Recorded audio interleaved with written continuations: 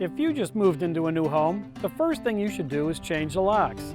Hi, I'm Wayne with Mr. Handyman, and today we'll be showing you how to replace the lock on an entry door. Take a couple measurements of your door and current lock before purchasing a new lock set. Do you have a lock and deadbolt? If you have glass in your door, it is preferred to get a deadbolt that operates with a key from both sides of the door. Take a picture of the current lock set and head to the home store.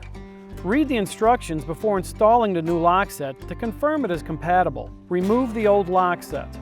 Install the components from the outside of the door first, then fit them into the inside part and screw together. Once the components of the lock set are in place, make sure the door closes properly. Install the strike plate and test that the deadbolt and lock engage properly and are not difficult to operate.